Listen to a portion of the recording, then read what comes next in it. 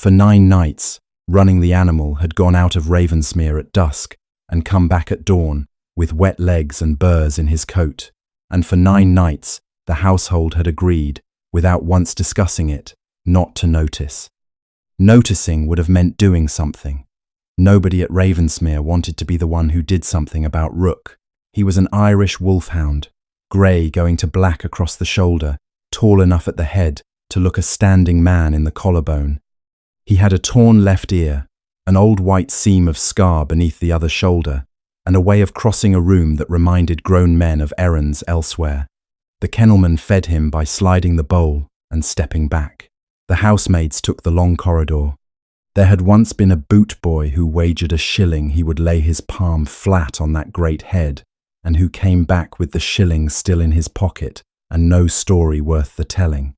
Rook allowed no one, not the master of hounds, not the grooms, not the boy who had raised him from a pup with a bottle and a scrap of blanket, and not, this was the part that had sat in the Duke's throat for 4 years like a fishbone, not the Duke. Julian Blackwood, 6th Duke of Ravensmere, had owned that dog since it was small enough to carry under one arm, and had never once laid a hand on him without feeling the whole animal go rigid beneath it, patient as a gate, enduring him. So on the 9th night he took a lantern he did not light, and followed. The dog went at the same hour, by the same route, which told Julian something before he had gone 100 yards. This was not a wandering, it was an appointment. Rook passed the kennels without turning his head, crossed the paddock at a long, easy trot, and slipped into the estate woods on a path the keepers used and nobody else did. Julian followed for the better part of a mile. Beech, then birch, then the old drover's cut that ran down toward the county road. And, at the bottom of it, where the woods thinned into nettle and rosebay, stood a gatekeeper's cottage that had not gated anything in 50 years. Stone, patched, slate, one window lit low and then not lit at all. Rook went to the door of that cottage, the way a man comes home from a long day. He circled once, lay down across the threshold, put his chin on his forepaws, and let out a breath Julian could hear from 30 feet, the great settling sigh of an animal setting down a weight. Julian stood in the dark and watched the most feared creature on his estate fall asleep on a stranger's doorstep. He had not decided what he meant to do about it when the door opened.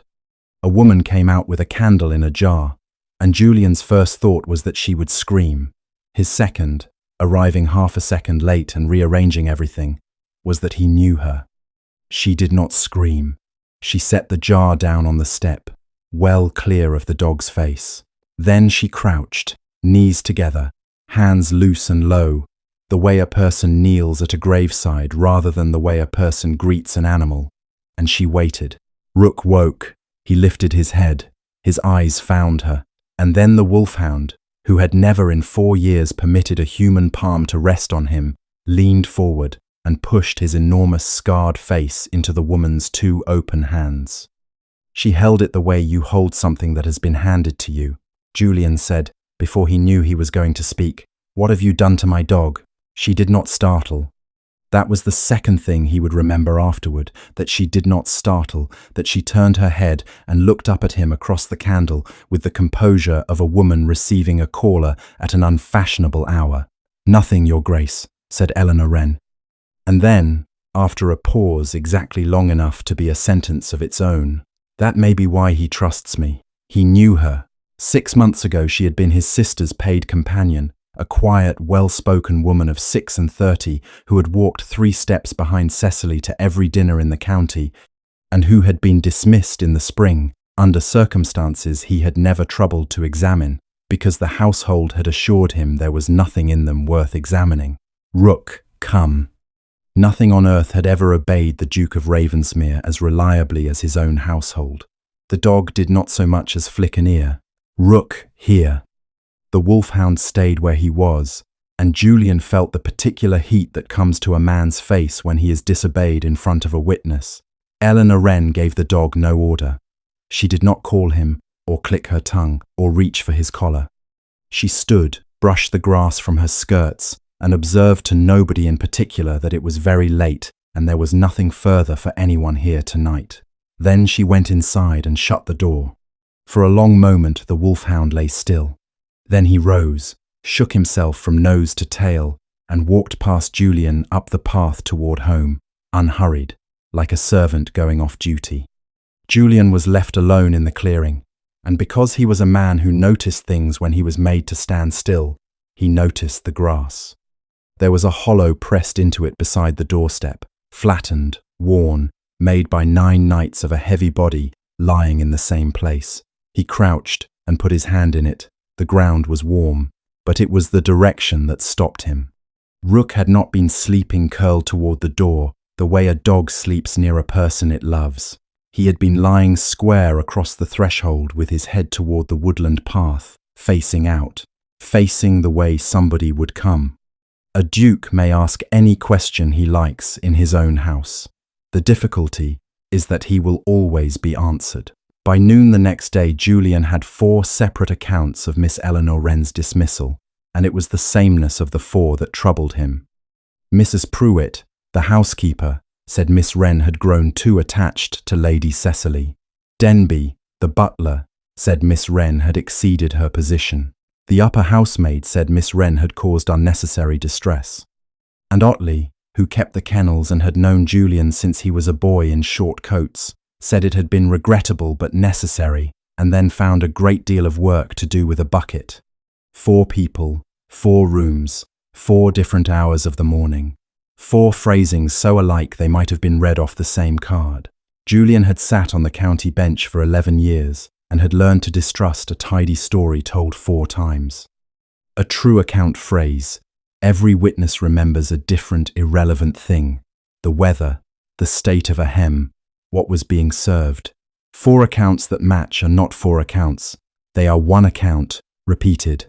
So he asked the only question that matters in such cases. What did she actually do? Mrs. Pruitt said it had been a matter of manner rather than incident. Denby said there had been an unpleasantness at which he had not been present. The housemaid was sure she couldn't say. And Otley said, without looking up from the bucket, "You'd have to ask Lady Cecily, Your Grace." So Julian asked Lady Cecily. He found his sister in the yellow parlour with a piece of embroidery she had been not quite working at since Christmas. Cecily Blackwood was 24, and had been, when Julian last properly looked at her, the loudest person at any table she sat down to. She had once argued him out of a horse. She had once informed the Bishop of Harrowmere that his sermon had run 9 minutes past its natural end, and had been correct, and had been forgiven, because she said everything with such open pleasure that people forgave her as a matter of course. She did not look up when he came in. She looked at the door behind him first, to see whether anyone else was coming through it. Julian noticed that, and set it aside, because he had nowhere yet to put it. "I want to ask about Miss Wren." The needle stopped. "Why?" "Because I have 4 accounts of her dismissal and not one of them contains an event." Cecily looked at her embroidery, and Julian, watching, saw his sister perform a small and dreadful piece of arithmetic, saw her weigh what she might say against what it might cost, arrive at a total, and pay it. "Please," she said, "please leave it alone."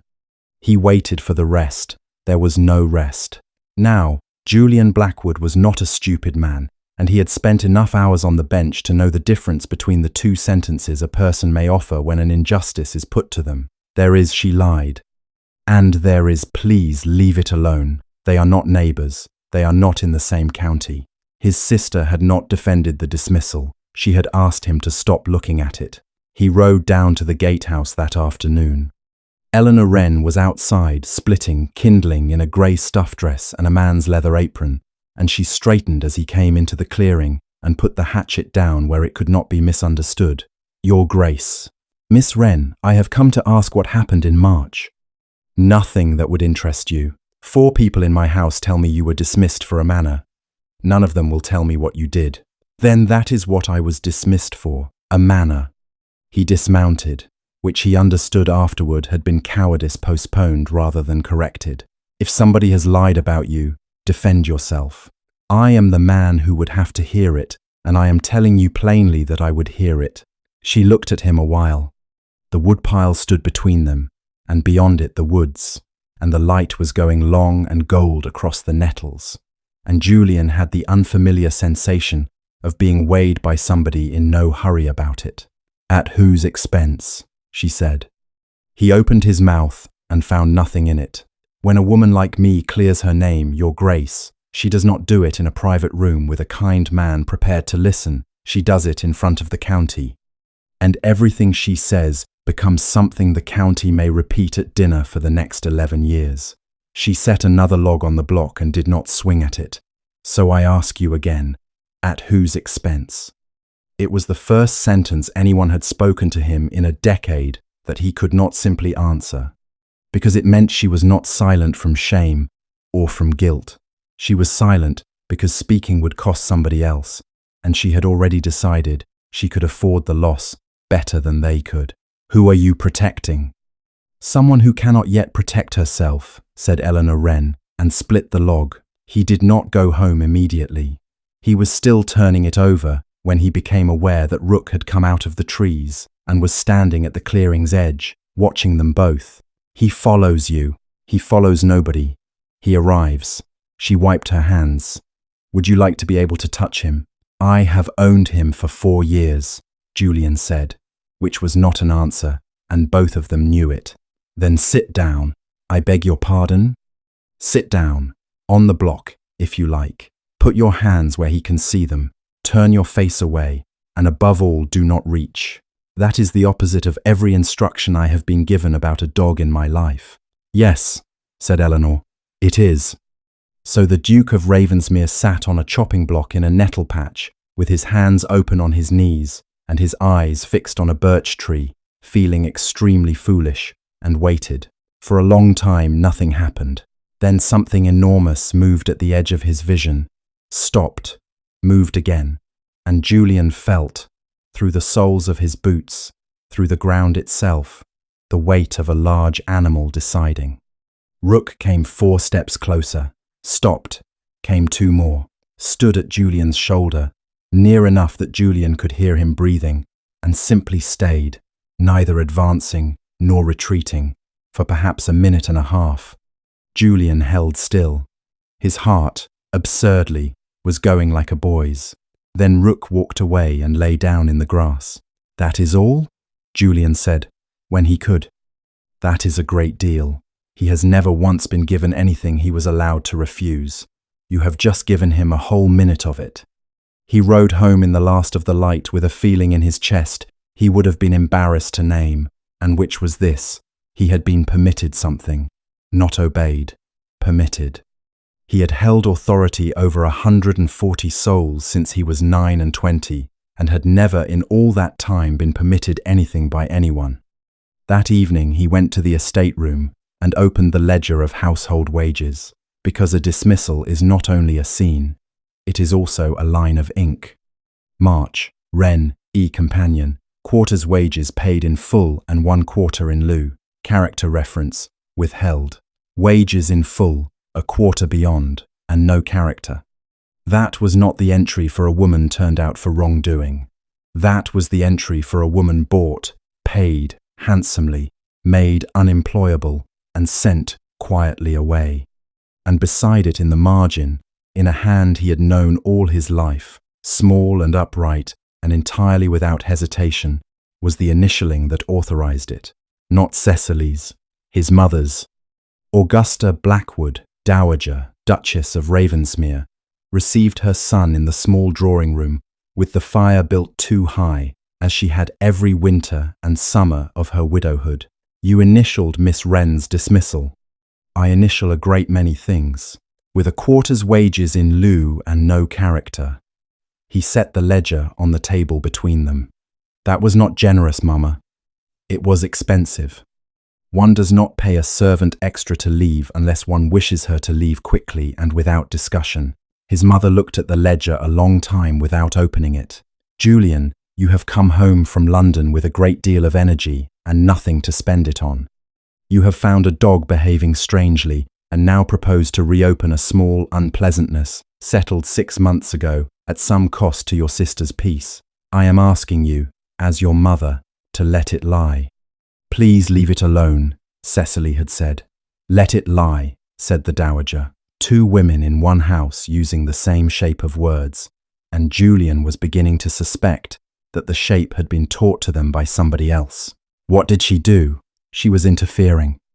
In what? In an engagement, said the dowager, which is the most fragile object in England, and which you would do very well to leave alone. That was all she gave him, and she gave it with her chin up, the way she had given him bad news his whole life.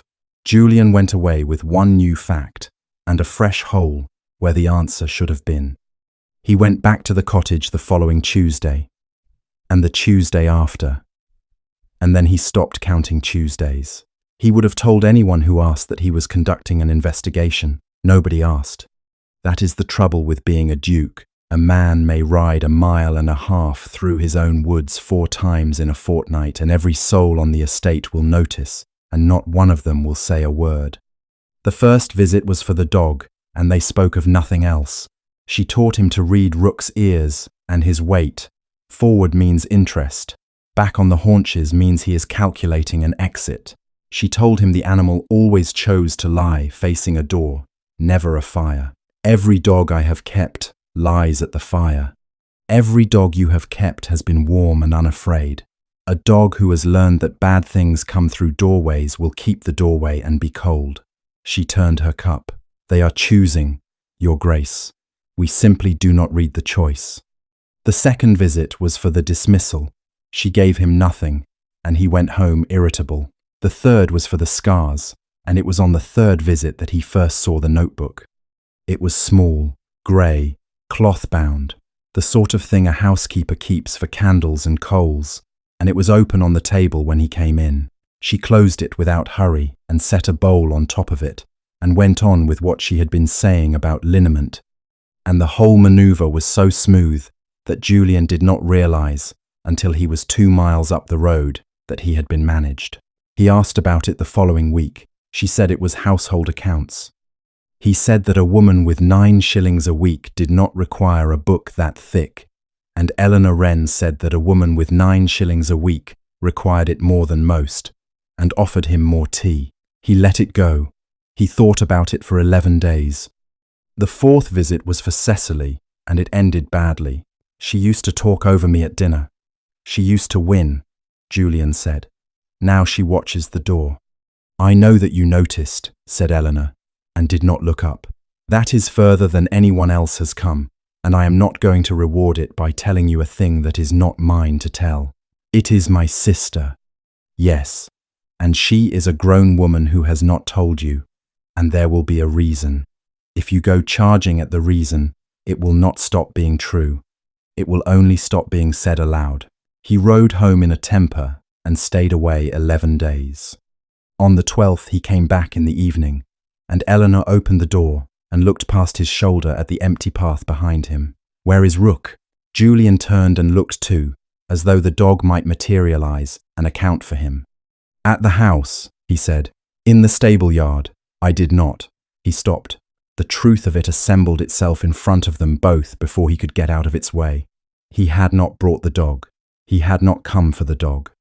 He had ridden 1.5 miles through his own woods in failing light, for no reason on earth except that he wanted to sit on a doorstep and be argued with by a woman with sawdust on her sleeves. Eleanor looked at him with an expression he could not read.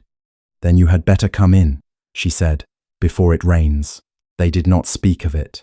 Both of them observed that mercy scrupulously, the way people do when a thing has grown too important to be handled.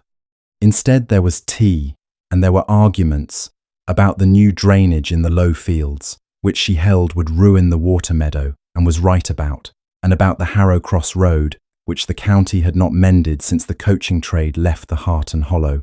She never once flattered him. He noticed it the way a man notices the absence of a sound he has heard all his life. Everybody flattered him, the grovel, the joke that was really a compliment, the quick agreement. Eleanor Wren said, I think that is wrong, and no, and went on drinking her tea, and Julian rode home each time feeling curiously scoured, like a window. Once, walking back from the woodpile in the dark, her hand and his arrived at the same latch, and neither moved for a second longer than the latch required. They did not speak of that either. It was on the 6th visit, or perhaps the 7th, he had genuinely lost count, that Rook stretched out across the doorstep and rolled onto one shoulder in his sleep, and Eleanor said, without looking up from her mending, "Mind his shoulder. The scar is tender in wet weather." Julian went very still. Which shoulder? The left, 4 inches below the joint, running back. It was a bad one. She looked up, saw his face, and set the mending down. "Miss Wren, in 4 years nobody in my household has been near enough to that dog to know where his scars are. I did not know where that scar was." And Eleanor Wren said, quite simply, "Because I stitched it." It had been the previous autumn, she told him, a full year and more ago, before any of the rest of it, before March, before anything. She had been walking past the old hunting lodge on the far side of the estate, the one nobody used since the roof went, and had heard a sound she took for a fox in a trap. He was in the bracken behind the lodge. He had been bleeding a long time. He was dragging a broken length of collar strap with the buckle still on it, and there was a wound below his left shoulder that was not a wound any hedge or wire or hound makes. When she came within 10 feet, he showed her every tooth in his head. "So I sat down," said Eleanor, in the bracken, at 10 feet, in October, and I did not look at him and I did not speak." She turned the mending in her lap. "It took 4 hours. I could not feel my hands by the end. And then he got up and walked over and put his head down in my lap and let me do what needed doing. And your grace," he screamed, when I cleaned it, and he did not bite me. He had every reason and every opportunity, and he lay there and let a stranger hurt him because he had already worked out she was not the kind that hurt him on purpose. The fire moved. Outside, the Wolfhound slept across the door with his head toward the path. Who put that on him? And Eleanor Wren, who had answered every question he had asked her for 6 weeks about drainage and roads and dogs and the reading of ears, looked into the fire. "A bad temper," she said, "is the most popular explanation, and I have never once believed it." "That is not an answer." "No," she agreed. "It is what I am able to say." Julian rode home that night with the answer to one question, and a worse one lodged in its place. She knew something about that wound. She had known for a year. And whatever it was, she did not think it was temper, which meant she thought it was something colder, and had thought so for 12 months, and had written nothing down anywhere, except possibly in a small grey book she kept a bowl on top of. Lord Matthias Vane came to Ravensmere on the last Friday in October, and Julian, who had spent a fortnight quietly building a case against him, on no evidence whatever, was disarmed inside 20 minutes. He was a handsome man in his early 30s, with an unhurried voice and the rare good manners of a person who listens to the end of other people's sentences. He complimented the dowager on her roses without appearing to have prepared the compliment. He asked intelligent questions about the drainage in the low fields and, this was the impressive part, remembered the answers. He was funny at his own expense. He was deferential without being oily. He carried the room the way a good host carries a room, which is to say, invisibly. And when Cecily came in, he rose, crossed to her, took her hand, and said, "There she is," with such transparent warmth that Julian felt an unworthy stab of shame for the fortnight of suspicion. Cecily smiled. Julian watched his sister smile at her fiancé, and could not have told anyone what was wrong with it. It sat correctly on her face. It reached her eyes. It arrived at the right moment. It also arrived a half-beat after she had glanced at Vane's face, as though she had needed to check what expression was wanted before supplying it. He put that away with the other things he had no shelf for. They dined. Vane was excellent. And afterward, in the long drawing room with the candles down, the door was pushed open by a nose, and Rook came in. The dog took 2 paces and stopped as though he had walked into glass. Julian had seen Rook cautious. He had seen him unwilling. He had never seen this. The whole enormous animal locking rigid in the doorway, weight going back onto the haunches, head dropping below the line of the shoulders, every hair from neck to hip standing up like a hedge. There was no growl, No bark, no sound at all, which was somehow the worst of it. He began to back out of the room without turning round. "Good Lord," said the dowager. "Julian, that animal." "Still haven't broken him of that?" said Vane. He said it pleasantly. He said it the way a man says still can't get that gate to hang straight, companionable, faintly amused, entirely without heat. Julian heard the word. Broken, not cured, not settled, not trained. Nobody says, broken him, of that, about a habit, unless somewhere at the back of the mouth there is a thing that breaks. He has never been broken of anything. No, Vane agreed comfortably. Some of them can't be. I always think it a kindness to know which. And then he reached into his waistcoat pocket, the left, quite idly, the way a man reaches for a watch, and brought out a small silver whistle on a chain and turned it over in his fingers while he talked, as men do with a thing they have carried for years. Cecily set down her glass. It made a noise on the table. Vane put the whistle to his lips and blew 2 short notes. They were not loud. They were not even unpleasant. 2 little silver stabs of sound, high and quick, the sort of thing a keeper uses at 400 yards across a stubble field. Rook went out of that room as if the floor had caught fire. He hit the doorframe with his shoulder hard enough to shake the panelling, went down the passage in 4 strides, and was gone.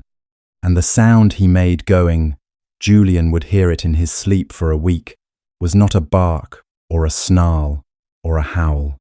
It was a high, thin, unravelling noise, the sound of an animal that has stopped for a moment being an animal and become simply a creature in terror. The room was very quiet. "Ah," said Vane, "I do beg your pardon. Wretched habit. Old dogs and old whistles. He'll have associated it with the kennel, I expect. They do form ideas." "Ah, yes," said Julian. "They do." He found Rook, 20 minutes later, in the boot room, in the dark, wedged between a bench and the wall with his sides going like a bellows. Julian gave no command. He did not reach. He sat down on the boot room floor in his dinner clothes, with his back to the wall and his hands open on his knees, and waited. After a long while the shaking eased and the great head came round, and the Wolfhound looked at him with an expression that Julian, who had run an estate for 9 years by refusing to be sentimental about anything, could only call apology. He is not aggressive. He never was. He has been terrified in this house for 4 years, and I have called it savagery, because savagery was the word that required nothing of me. He rode to the cottage next morning before he had eaten. Eleanor was in the doorway before he was off the horse. She had heard the hoofbeats, and something in the speed of them. Rook knows Vane. She did not pretend to misunderstand. Yes. Not the kennel. Not whistles in general. Him. Yes. You have known for a year. He came up the path fast. You have sat in that doorway and mended his leg and taught me to read his ears and let me sit on your chopping block like a fool. And every time you knew, and every time you let me ride home not knowing. Yes. Why?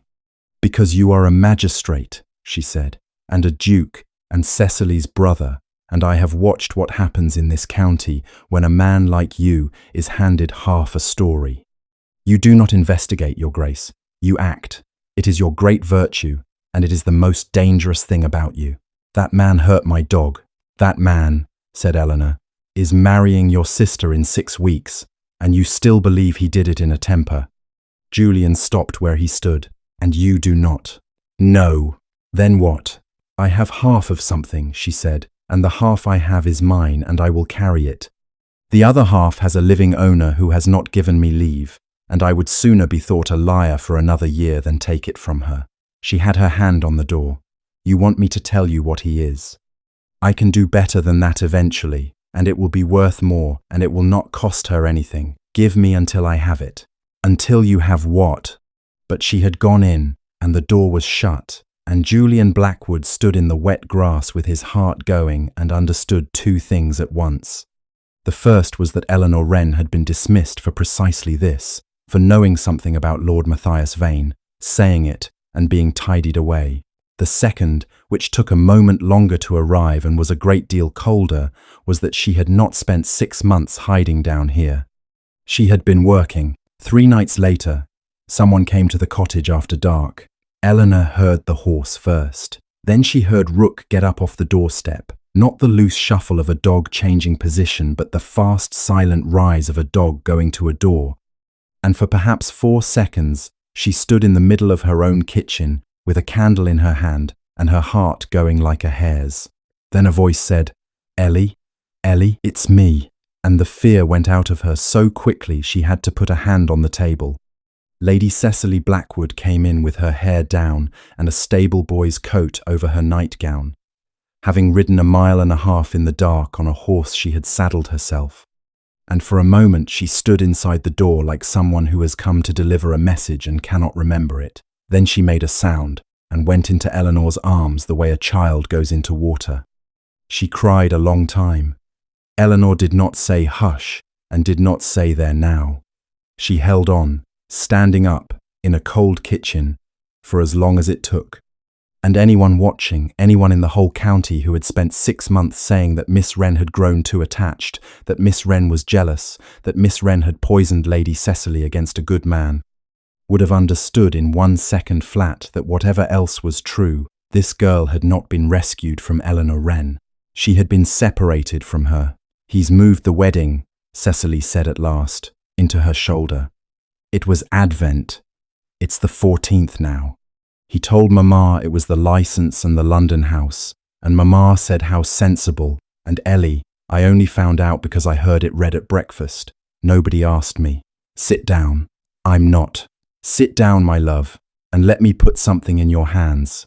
So Cecily sat at the table with Eleanor's cup between her palms and talked, and the shape of what she said was a shape Eleanor knew the way a doctor knows a rash. He isn't cruel. That's what nobody understands. He genuinely isn't. He's the kindest man in any room. You've seen him. I have. He only becomes angry when I embarrass him. And I do. I say things. You know what I'm like. I know exactly what you are like. And he has never struck me. Not once. I want you to know that. Her thumb went round and round the rim of the cup. He only holds me. When I try to leave a room, he holds my arm until I've calmed down, and I make it worse when I argue. I've learnt that. I've got rather good at not making it worse. Eleanor sat very still and let nothing whatever show in her face, because 6 months ago she had let something show in her face, and it had cost this girl a friend and cost herself a life. How long have you been good at it? Cecily thought about it. Since about a fortnight after we were engaged, she said, and then heard herself and went white. Julian learned of the visit 2 days later from a groom who happened to mention that Lady Cecily's mare had gone out and come back muddy at 3 in the morning. And Julian did exactly what Eleanor had warned him he would do. He rode down and announced that he was going to Vane's rooms in Harrow Cross that afternoon and would be back before dinner. To say what? That the engagement is ended, that he leaves this county tonight, that if he comes within 1 mile of my sister, I will horsewhip him on the steps of the assembly rooms. And then it is done. Your Grace, said Eleanor Wren, you have described the first 11 minutes of a thing that will last her the rest of her life. Say it all the way to the end.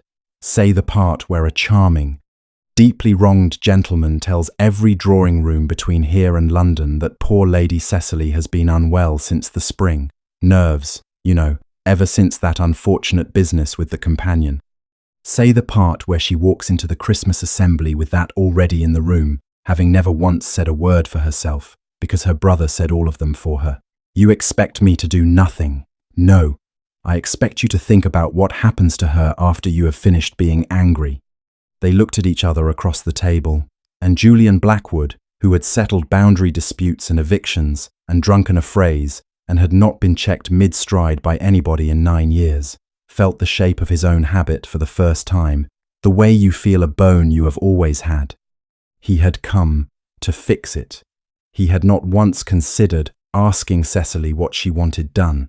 Then what am I to do? It came out rougher than he meant. Gather it, quietly.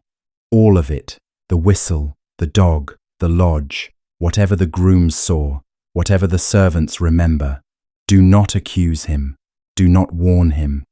Build a thing that does not depend on my word, because my word is worth nothing in this county, and hers is worth very little more. And Cecily, leave her a door open and do not stand in it. Julian sat with that. You were dismissed for saying it. In March, in my house. Ah, she did not answer, but she did not deny it either, and they had come far enough by then that a silence between them meant something. He was still there an hour later when Cecily came again, openly this time, in daylight, in a riding habit, having decided somewhere between the house and the woods that she was 24 and might call on whom she pleased. And Rook, asleep across the doorstep, got up. He crossed the clearing to her. He did not touch her, because he touched nobody. He came and stood at her left side, close enough that his shoulder brushed her skirt, and turned to face the path she had ridden down, and stayed there the whole time she was in the yard, moving when she moved, like a shadow that had chosen a side. Julian watched it happen. He does that for her. Does he do it at the house? He is never allowed near her at the house, said Eleanor. Is he? And Julian, with a cold hand closing on the back of his neck, understood that the dog had known something about Lord Matthias Vane for longer than any of them, and that whatever had taught him, it had happened with Cecily in the room.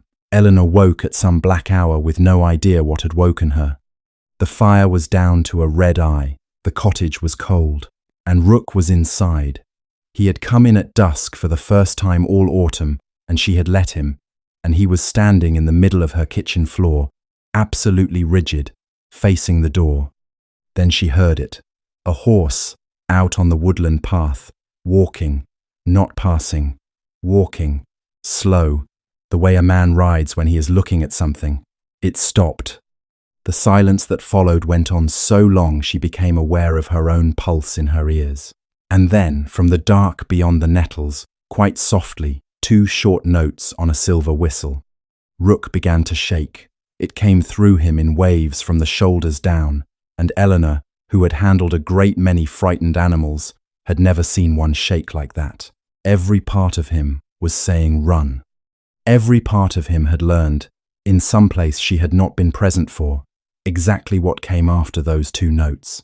He did not run. He turned, walked to the door, and lay down across it, full length, filling it, his back against the wood and his head toward the room, and his whole trembling body between Eleanor Wren and whatever was outside, and stayed.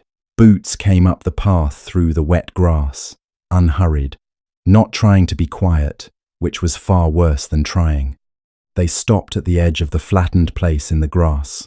The latch moved, once, a small, testing, entirely unmistakable sound. A hand laid on a door to learn whether it was locked. It was locked. The boots went away. The horse went away. And Eleanor sat on her own floor in the dark, with her hand on a shaking dog, until the window went grey. Then, when it was light enough to see, she took the small grey book out from under the bowl and turned to a page that already had a great deal written on it, and added the date and the hour, and the fact that this time there had been no attempt to disguise the sound of the boots. She had thought, for 9 nights and more, that Rook came because he loved her. She understood now that he had been posted. Julian came at 9 in the morning and read the ground before he read her face. He was a countryman before he was anything else, and the clearing told him a story in 90 seconds. 1 shod horse, standing long enough at the nettles to have shifted its weight twice. A man's boot prints, good boots, town-made, narrow heel, coming up the path and stopping 4 feet short of the step, and on the latch, in the flaking black paint, a bright, fresh scrape where a gloved thumb had pushed. He came inside, put his hat on the table and said, "How many times?" She considered lying. He watched her consider it. "This is the 5th. 5. The first was August, a rider on the path who did not pass. In September, the woodyard gate was opened twice, and I told myself it was boys. In October, there was a thing left on the step, which I am not going to describe to you before you have had your breakfast. A fortnight ago, the whistle in the trees, 3 times over an hour, which is when Rook stopped going home at dawn. Julian sat down slowly. 9 nights, he had thought. 9 nights of a dog behaving oddly. The dog had been on duty since August. You never sent word. To whom? She said, not unkindly. Consider what I should have written. Dear Duke of Ravensmere, the disgraced woman living rent-free in your gatehouse believes your sister's fiancé rides out at night to frighten her. She has no witness, no injury, and no proof, and would be obliged if you would take her word over his. She almost smiled. I sent that letter once already, in March, in person. You know how it was answered. Julian stood up. You will come to the house today. I will put you in the east rooms and have Otley and 2 grooms on this cottage nightly, and you will not come back down here until that man is out of the county. Bring what you need. I will send a cart for the rest.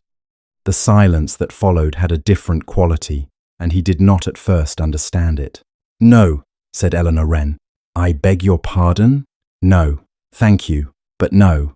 A man tried your door in the dark. Yes, you cannot remain here. And there it was. She was on her feet before she had decided to be. Do you know how many people have used that sentence on me? Her voice never once went up. That was what he remembered afterward. My father's landlord, when he died. The Fanshawe family, when their son formed an attachment I had not encouraged and did not want. Your mother, in March, in the yellow parlour, with a quarter's wages on the table. And now you, your Grace, at 9 in the morning, having decided in the time it took to look at a boot print where I shall sleep tonight, who shall guard me, and when I may come home. That is not the same. It is precisely the same, and it is worse, because you mean it kindly, and so I am not even permitted to be angry about it. She pressed her hands flat on the table. Every decision about my life since I was 19 has been made in a room I was not in, by people quite sure they were acting for the best, where I might live, when I must go, which truth I was allowed to say aloud, whether I was to be believed. I have been managed my whole life, and I have been managed gently, and gently is not the same as freely. Julian said nothing at all. You keep confusing protection with permission, Your Grace. The fire ticked. Out on the step, the Wolfhound lifted his head at the change in her voice and put it down again. And Julian Blackwood, raised by a man who taught him that hesitation is how families are lost, who had run a house and an estate and half a county on the principle that a strong man decides and decides quickly, stood in a cold kitchen and felt something turn over in his chest that had lain the same way for 38 years. He did not defend himself. He did not apologize, which she would have hated. He said, Then tell me what you want. Eleanor Wren looked up. He would think about her face for the rest of his life, how it changed, and how little it changed, and how much was in it. Nobody had asked her. That was the whole of what he saw. In 36 years, on the subject of her own life, nobody had ever simply asked and then stopped talking. I want to stay in my own house, she said. I want a bolt on that door that no man can lift from outside. I want Otley to know where I am without one word of it going through the servants' hall. And I want you to gather what can be gathered without ever once saying my name in a room I am not standing in. She swallowed. And I want it understood between us that if I choose wrongly, I choose wrongly. It is mine to get wrong. Yes, said Julian. Yes? All of it. I will fit the bolt myself this afternoon. And then, because he had been assembling the sentence for 6 weeks without knowing what it was for, Miss Wren, they called you troublesome because you saw what the rest of us preferred not to see. She did not answer. That is all it ever was. Every one of them, my mother included, has spent 6 months describing your character, and not one of them has ever described a thing you did, because there is nothing you did. You noticed something in my house that 4 other people had already agreed to stop noticing, and you said so, and being the one who said so is the whole of your crime. He was very quiet now. You were not interfering. You were the only person in the room who was awake. Eleanor Wren, who had not wept in March, or in April, or on any of the 200 nights since, put her hand over her mouth. Julian crossed the kitchen. He did not touch her, he had learned, from a dog in a nettle patch at the wrong end of a long autumn, exactly what it is worth to let a frightened creature come the last 4 feet on its own account. So he stood and waited. And after a moment, Eleanor closed the distance and put her forehead against his shoulder, and his hand came up and rested, lightly, and only once she had arrived, against the back of her head. They stood like that in the doorway with the wet October air coming in, near enough that he could have turned his head and she could have lifted hers, and neither of them did. "You should go," she said at last, into his coat. "Yes, you are still here." "Yes," said Julian. "I have to fit a bolt." He fitted it that afternoon, badly, and she told him so, and he did it again.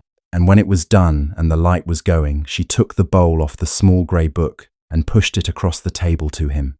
"You asked what I was waiting for." Julian opened it. It was not a diary. There was no feeling in it anywhere. It was a record. Dates in the left margin, in a small clear hand, running back 14 months. October the 18th. Rook returned. Wound below left shoulder, 4 inches, edged, 4 days old at least, not a bite. November the 2nd. Whistle used at the covert. Rook would not eat that night, or the next.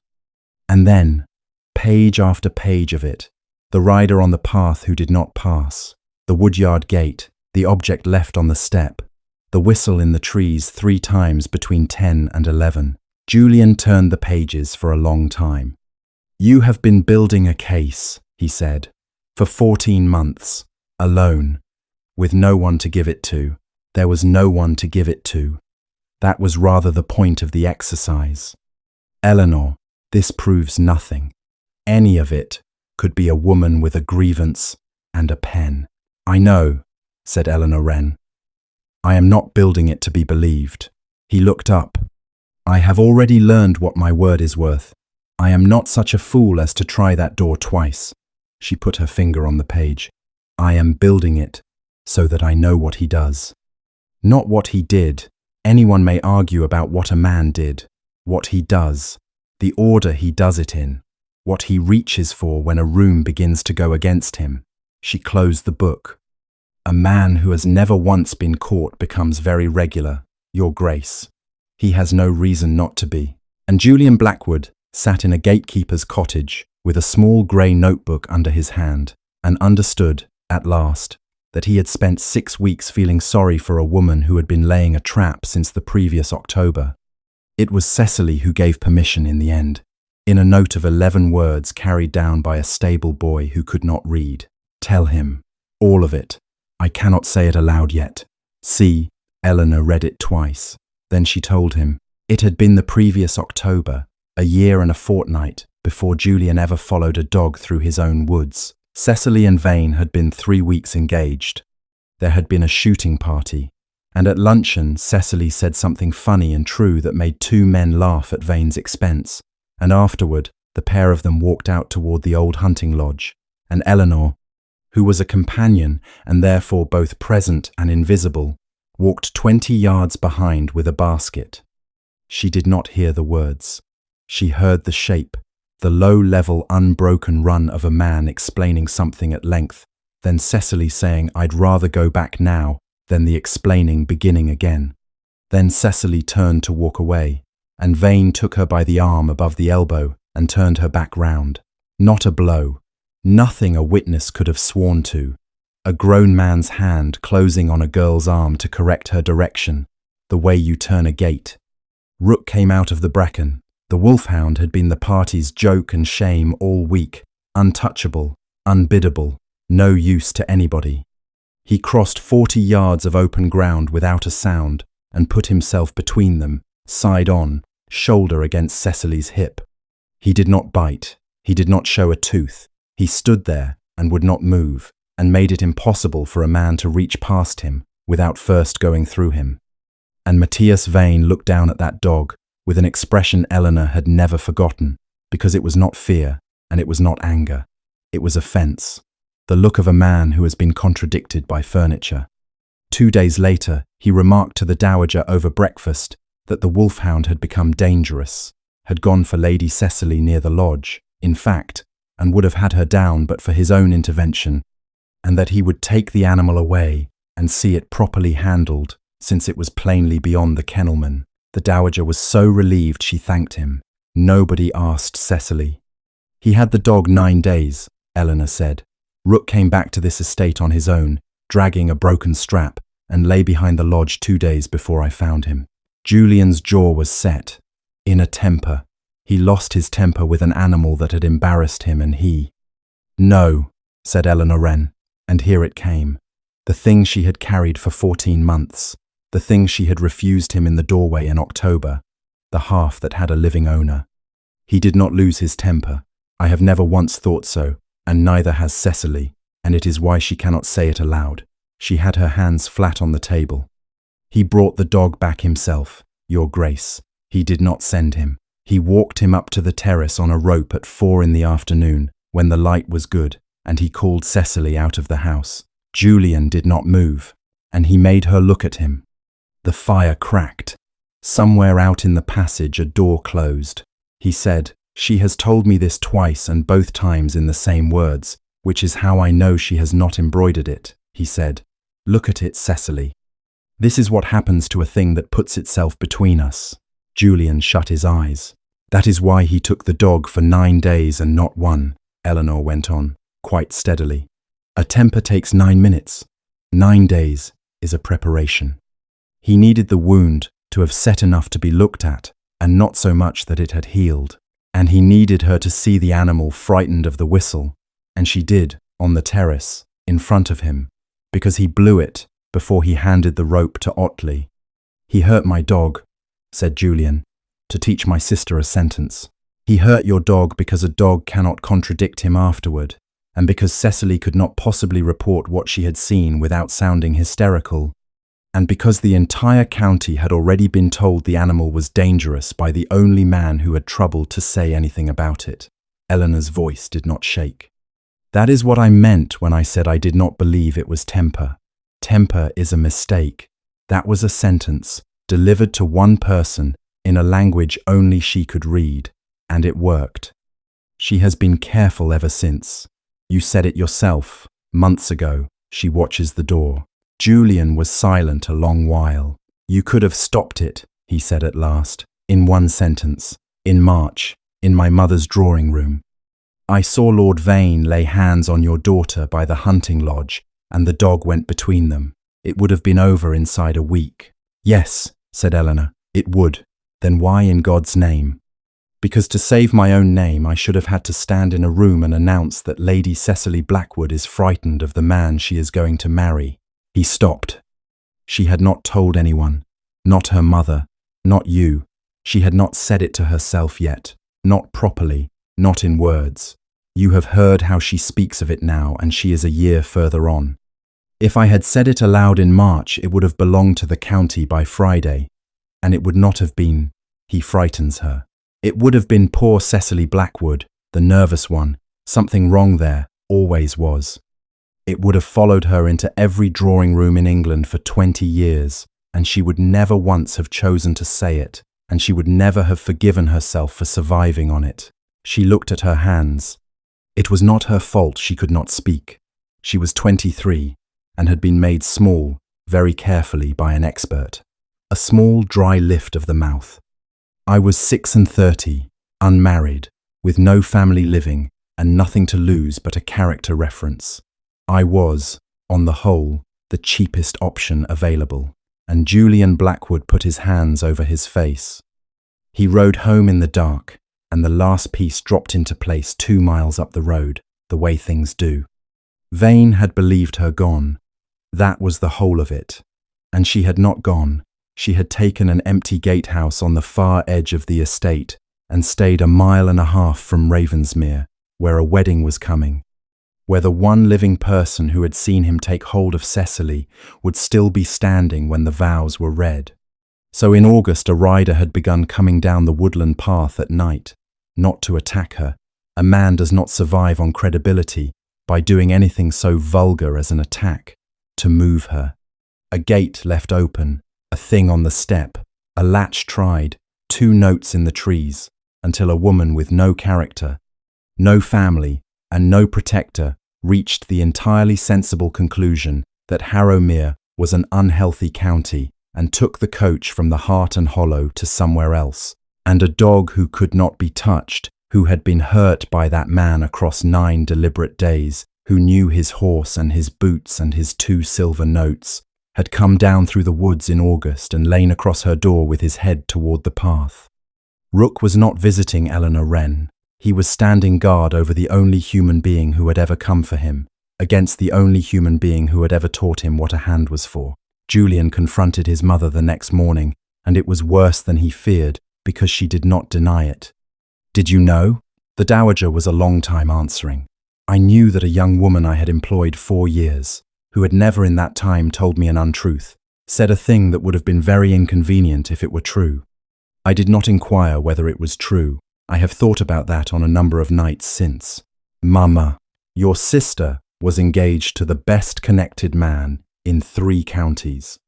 A broken engagement at that stage is not a broken engagement. It is a girl's whole life, and everybody asks why. And whatever the answer is, she wears it. Her hands were quite steady. I told myself Lord Vane was easily enough managed. I told myself Miss Wren was over-attached and would be happier elsewhere. I told myself a number of things that morning, and I was efficient about it, and by luncheon it was done. You chose the family's name over your own daughter. I chose the family's name, said Augusta Blackwood, because I was taught that the name was the daughter. I was wrong. I have known I was wrong since the middle of April, and I did not know how to be a woman of 61 who says so.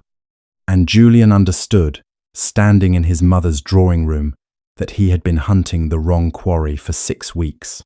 Vane had not defeated Eleanor Wren. Vane had held open a door marked no scandal, and Julian's entire family had walked through it, gratefully, and thanked him on the way. Matthias Vane had not survived 33 years on charm. He had survived on timing. He moved on the Thursday, 4 days before the hunt breakfast, and he did not move against Julian, because you cannot ruin a duke. He moved against the only person in Harrowmere who could still be ruined for nothing. He wrote no letter and made no speech. He was far too good for that. He was simply concerned, at 3 dinners in 5 days, in that reluctant lowered voice that makes a room lean in. Concerned for his Grace, who had been much occupied of late. Concerned that a woman dismissed from Ravensmere in the spring should have been allowed to remain in an estate cottage rent-free. Concerned, and here he would stop and look genuinely pained and let somebody else say it, that his Grace had been seen riding down to that cottage alone 11 times since Michaelmas. By Sunday the county had assembled the rest unaided, that she had never left, that she had gone to ground on the estate and waited, that the dog had been the instrument, and was it not remarkable how conveniently it had drawn his Grace down that path in the first place? That the charges against Lord Vane had appeared, curiously, only after the Duke's interest became obvious. It was flawless. Every thread of it was woven out of something true. And it landed precisely where Eleanor Wren had known it would land, because it was the thing she had told him in October, in a sentence he had not properly heard. Your visits will become the evidence. He rode down on the Monday and found her packing. Not much. A trunk and a basket. 6 months of a life fits into very little when nobody will give you a reference. There is a coach from the Heart and Hollow at 7 on Wednesday. My mother's cousin is at Ipswich, I have written. No, Your Grace, you will not run from a rumour. It is not a rumour, it is a wall, and I have walked into it once already. She went on folding. You cannot answer it. That is the beauty of the thing. If you defend me, you confirm it.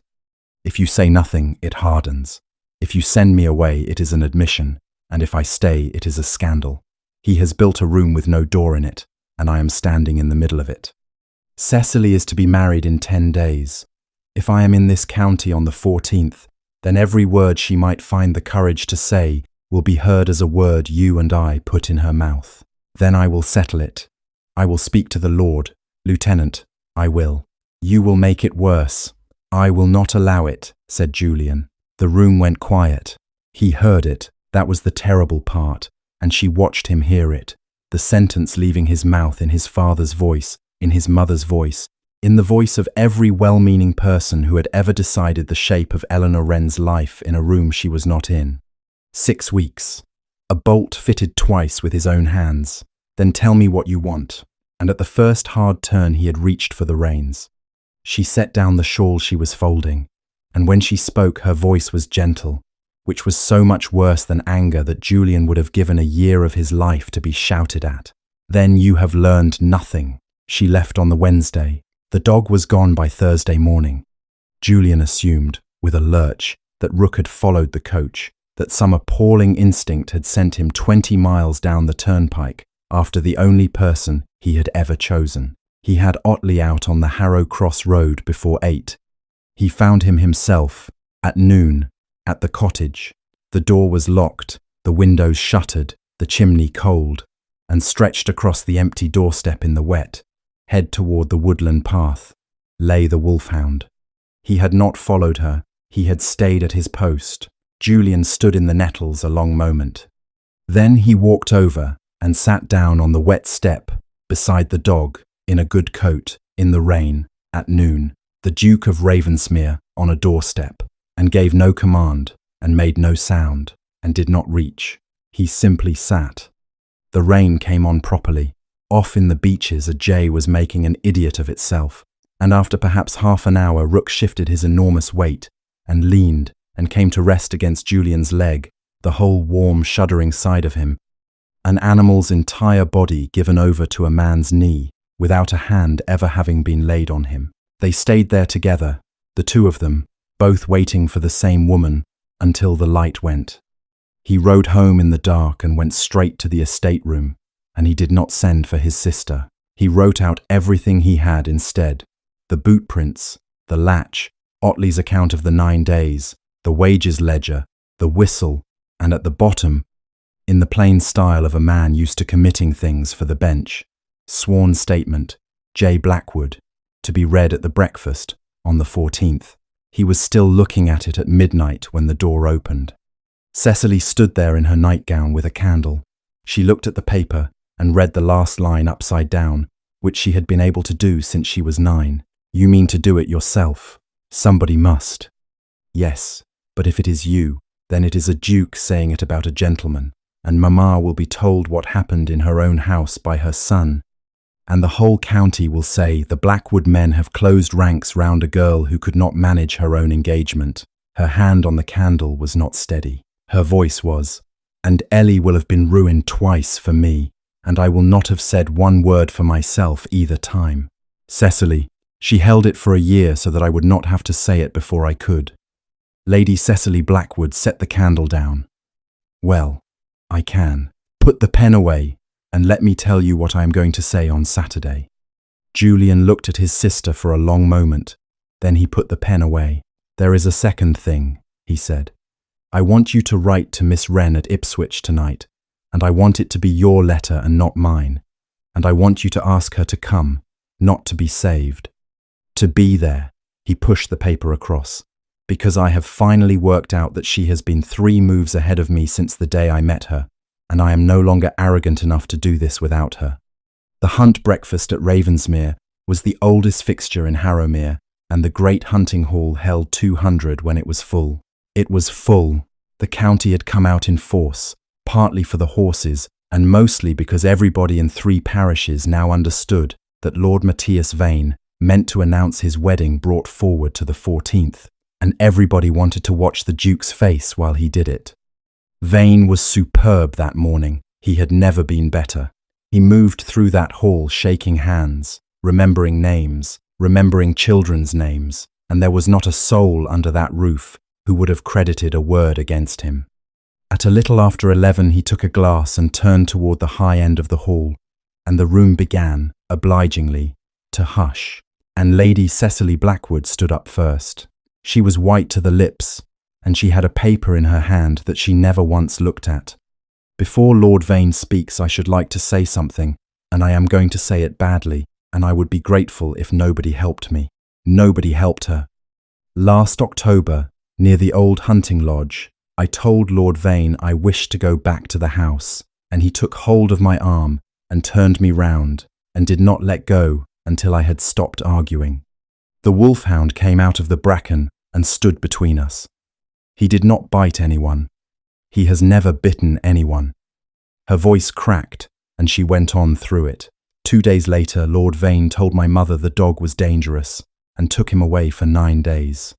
When Rook came back, Lord Vane brought him up to the terrace himself, on a rope, at 4 in the afternoon, and called me out of the house and made me look at him. And he said, "And I have not misremembered this. I have thought about it every day for a year. Look at it, Cecily. This is what happens to a thing that puts itself between us." The hall made a sound like a held breath let go. Miss Eleanor Wren saw him take my arm. She is the only person who did. In March, she went to him privately about it, because she is decent and thought a warning would be enough. And by that evening he had been to my mother and explained that Miss Wren was too attached to me and had made the dog difficult on purpose. My mother dismissed her without a character. I stood in the passage and heard it happen and said nothing, because I was frightened, and because I had already learned by then that arguing made everything worse. She put the unread paper down on the table. Miss Wren could have saved herself with one sentence. All she had to say was that I was afraid of the man I was going to marry. She would not say it, because it was mine to say. So, I am saying it. I am afraid of him. I have been afraid of him for 14 months, and I am not marrying him on the 14th or on any other day. The noise the room made was not a gasp. It was worse, the long, low shifting sound of 200 people all turning to look at one man. Matthias Vane did not flinch. "My dear girl," he said, and his voice was full of nothing but grief. "My dear, dear girl." He turned to the room, unhurried, and he was magnificent, and Julian felt his own certainty wobble for a full second, which was how he learned exactly how good the man had always been. "Lady Cecily has not been well since the spring. Those of you who know this family know how it has been, and I am afraid that woman has been at her again these last weeks. She never left the estate, as some of you are aware, and His Grace has been down to that cottage a dozen times since Michaelmas." A pause of exquisite reluctance. "I make no accusation. I observe only that these charges appear at precisely the moment the Duke of Ravensmere formed an attachment to the woman who invented them. Cecily is repeating what she has been taught. I do not blame her. I blame the people who taught her." It was so plausible that half the room breathed out. Otley came forward off the wall, with his hat in both hands, and had to start twice. He had taken the dog to the cart himself, he said, tied, with a strap through the collar. He had 31 years of dogs off this estate, and he knew what a hedge did, and what a wire did, and what a boar did, and that wound was none of them, and he had been ashamed of not saying so since the day it happened. "A kennelman's opinion of an injury," said Vane gently, 11 months after he saw it. Marsh, the undergroom, scarlet to the ears, said he had seen his lordship's bay gelding tied in the beeches above the old gatehouse twice in October, after dark. There are a great many bay horses in Harrowmere, and then the Dowager Duchess of Ravensmere stood up, 61 years old and not contradicted in public since 1806, and said before her neighbours that in March a young woman had told her the truth, and she had chosen not to look at it, because looking at it would have cost this family a good match and a quiet winter, and that she had been telling herself since April that she had not known, and that she had known perfectly well, and had merely preferred the arrangement in which she did not. It was the bravest thing Julian had ever seen her do, and it was not enough. He watched it not be enough. He watched Vane absorb it with a sorrowing inclination of the head, and understood the arithmetic of the room. A frightened girl, a servant's memory, a groom, and a mother eaten by guilt. Every one of them could be explained. That was the whole of the man's art. Nothing he had ever done could not be explained. And a room will always take the explanation, because the explanation costs it nothing. "I think," said Vane, into the wavering, "that a great deal of unhappiness has been made here today out of very little, and that we shall all of us be sorry by Tuesday. And a woman's voice at the back of the hall said, quite clearly, "You are about to do it again." She had been in the room the whole time. She had come up on the Friday coach from Ipswich and slept at the Heart and Hollow and walked in at 10:30 among the tenants and the farriers and the estate families in a plain grey travelling dress, and sat down at the back where nobody looks, which was a thing she had been doing professionally for 17 years. 200 faces turned. Eleanor Wren stood up. "My name is Eleanor Wren, and I am the companion this county was told was jealous." She did not come forward. She stayed where she was, at the back, among the people she belonged among. "I am not going to ask you to believe me. You decided in March what my word is worth, and you were entitled to. I had no witness, no injury, and no proof, and I have none now. So I am not going to tell you what Lord Vane did." She folded her hands. "I am going to tell you what he is about to do. Then you may watch and make up your own minds, and I shall not have to be believed at all." The hall had gone entirely still. He will not raise his voice.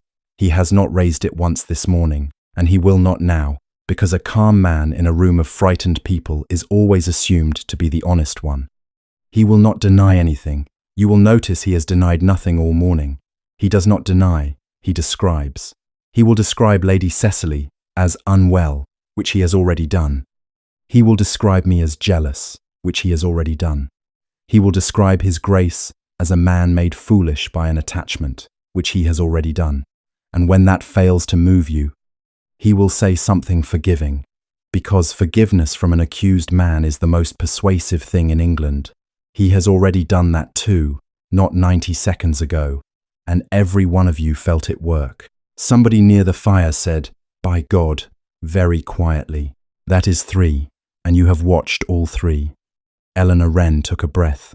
"Here is the 4th, and it is the only one that matters, and I have been waiting 14 months for a room large enough to put it in. When Lord Vane has finished being reasonable and the room still does not come back to him, his right hand will go to his left waistcoat pocket. He will not take anything out. He does not know he does it. He has a silver whistle in that pocket, and he has carried it every day of his life since he was 20, and it is the only object he owns that has never once failed to make a living thing obey him. And when a man is losing a room, his hand goes to the last thing that worked." She turned her head slightly, toward the fire, where a great grey shape lay along the flagstones. "And you will not have to take my word even for that. The dog will tell you. That animal is not frightened of a whistle. Any of you may blow one at him this afternoon, and he will not lift his head. He is frightened of the hand going to the pocket, because that is what comes first, and what an animal learns is never the thing that hurts him.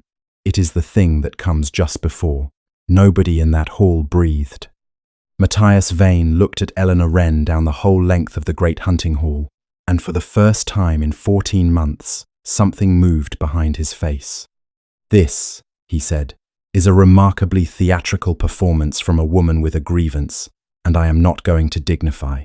And his right hand went to his left waistcoat pocket. It was not a large movement.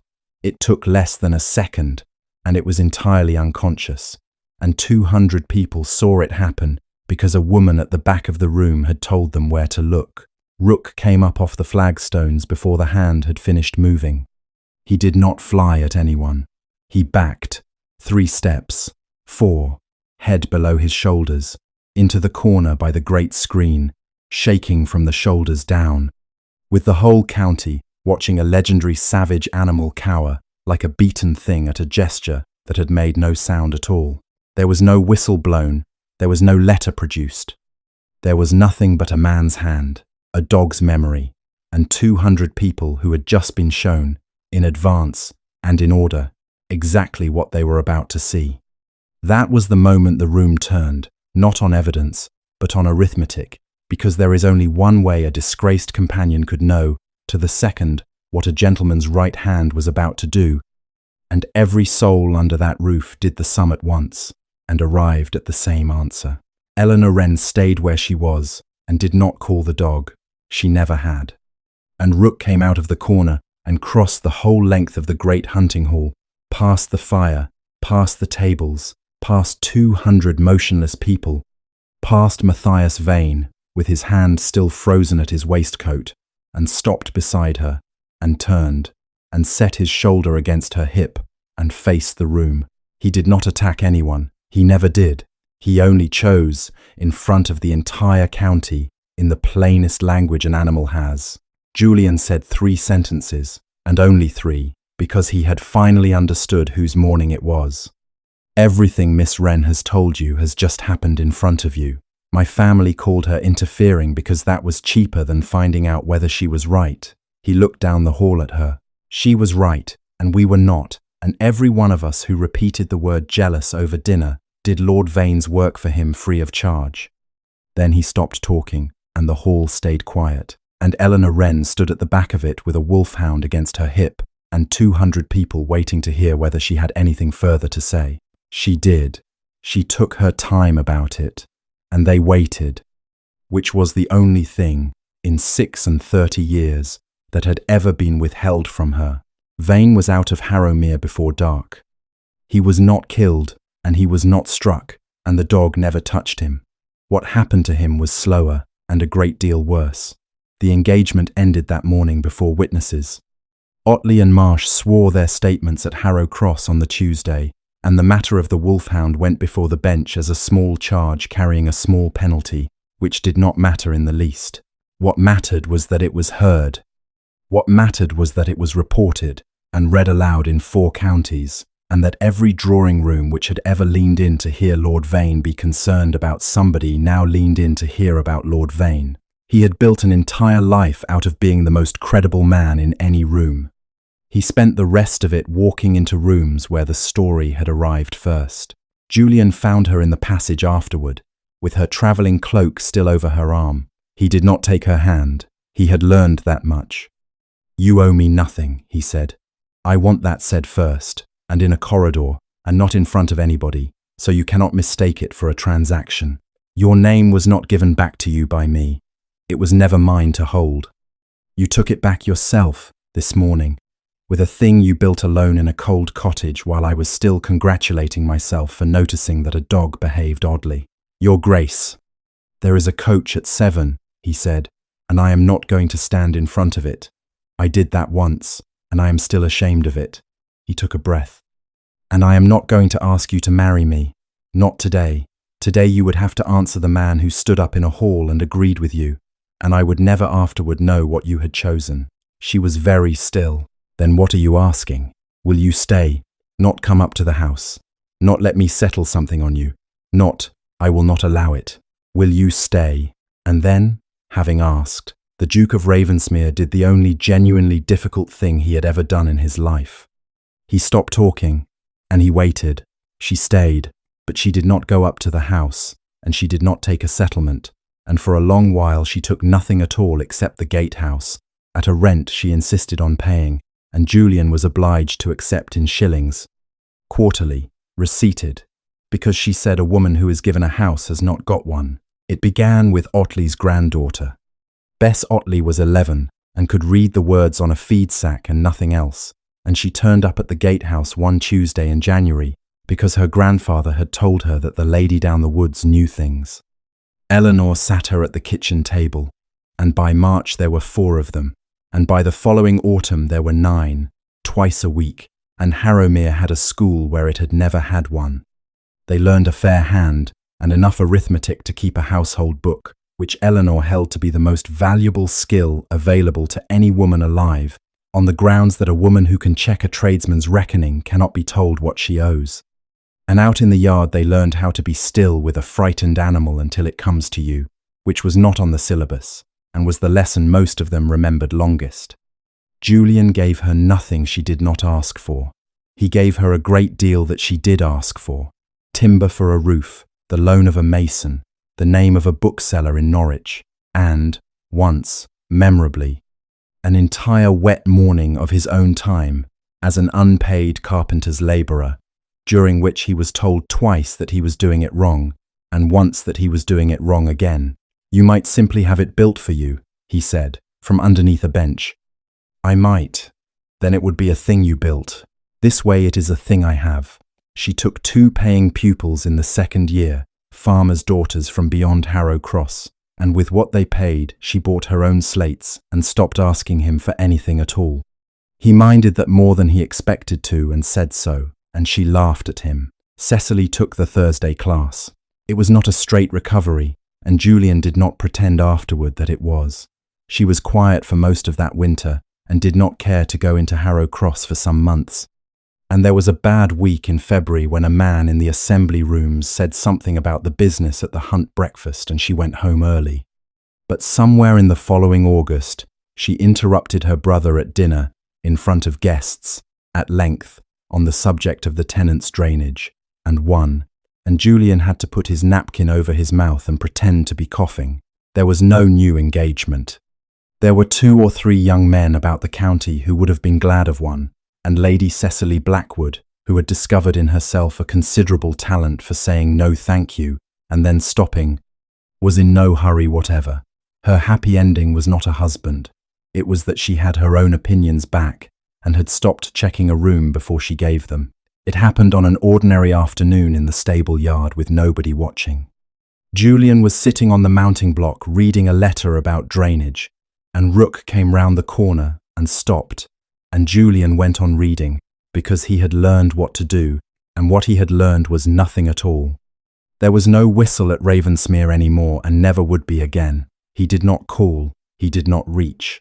The Wolfhound came across the yard in his own time, and stood a moment, and then lowered his enormous scarred head and pushed it, deliberately, under the Duke's hand. Julian sat with his palm resting on that grey skull, and discovered he could not see the letter at all. 4 years he had owned that dog. It turned out that owning had never been the thing. The thing had been available the whole while, for the price of sitting still and wanting nothing. He asked her in June, at the gatehouse, with the door open and the girls' benches stacked against the wall. I have been thinking about my father, he said. He taught me that a man keeps the people he loves safe by deciding for them quickly, and that hesitation is how families are lost. I believed it until I was 38 years old. It cost my sister a year of her life. It cost you 6 months of yours, and it very nearly cost me a Wednesday coach at 7 o'clock. Eleanor waited. I know what I want, Eleanor. I have known since about the 3rd cup of tea. He turned his hat over in his hands. But I have finally learned that wanting a thing is not the same as deciding it. Will you marry me? And then he did the thing he had spent a year and a half learning how to do. He stopped, and he waited, and he did not fill the silence, and he let it be entirely and completely hers. Yes, said Eleanor Wren. They were married at the old church at Harrow Cross. The Wolfhound came and behaved disgracefully, and nobody minded. He lived at Ravensmere afterward and went grey around the muzzle, and slowly, across years, at his own pace and nobody else's, he allowed 3 people in the world to lay hands on him, Eleanor and Cecily, and last of all the Duke. But once or twice a year, on a soft night, he would still get up and go. They always knew where. They would walk down through the beeches in the dark, the 2 of them, and find him stretched full length across the doorstep of an empty gatekeeper's cottage with his chin on his forepaws, and lying, now, comfortably toward the door, the way a dog lies when he is warm and unafraid. Not because anything was coming. Nothing had been coming for years. Because that was the doorstep where a frightened animal was first called frightened instead of savage, and where a woman with no character and nothing left to lose first sat down and began, in a small grey book, to write the truth down anyway, for a room that did not yet exist and might never have existed, and came at last. Everyone had looked at that dog and seen a danger. Eleanor looked and saw fear. Everyone had looked at Eleanor and seen a troublesome woman who had forgotten her place. Julian looked, eventually, late and badly, and only because a dog kept leaving the house, and saw the most dangerous person on his estate, which is to say a patient one.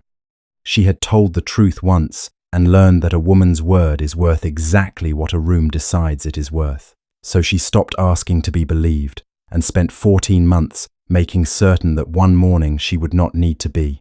The Wolfhound had known it before the Duke did. The safest person at Ravensmere was the woman they had all agreed to send away. Rest easy tonight. No one worth knowing is ever truly invisible, least of all you. Another tale is already waiting on the shelf. And if you are still with me at this hour, tell me where you are listening from. I do like to know how far these stories travel.